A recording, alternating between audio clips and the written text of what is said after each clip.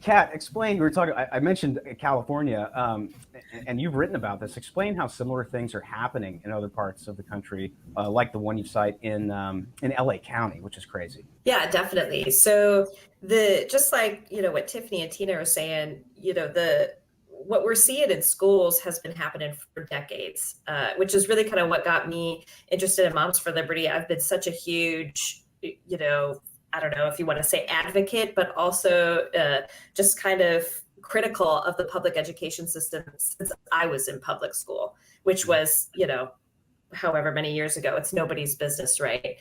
Uh, but when you look at it, I think people think, well, this is only, this kind of woke stuff is only in New York City. It's only in Los Angeles. And you definitely see it, like what you were talking about with the LA County situation.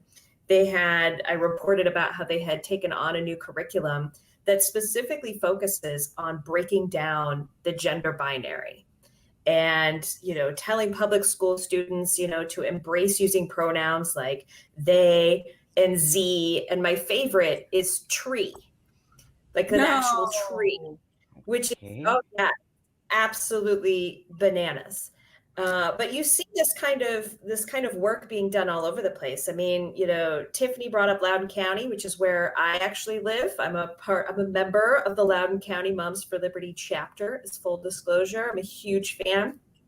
But Loudoun County has been like really kind of put a lot of this stuff on the map for people, especially when it comes to that dad, like we were talking about with the transgender movement and doing things like, allowing boys into girls' bathrooms. And there's a legitimate fear that parents have when it comes to that. And we saw it here in Loudoun County where it actually, this kind of stuff happens. But you see it in Maryland, Montgomery County. Maryland has pushed policy where, if a student says that they're transgender or has feelings of transgenderism, that the school isn't to tell the parents about these conversations. Which to me, I mean, I'm a parent. I can't imagine not knowing what's going on with my children. Like that is my job. Nobody should be keeping anything from me. When my kids go in, they're 6 and 3, when they go to the doctor, I'm with them. So to think that you would not tell me the same stuff that would be happening in school just blows my mind. But you see it all over. I mean, I reported about, you see school boards, I believe it was in North Dakota, Fargo, with the national, or not the national anthem, the Pledge of Allegiance.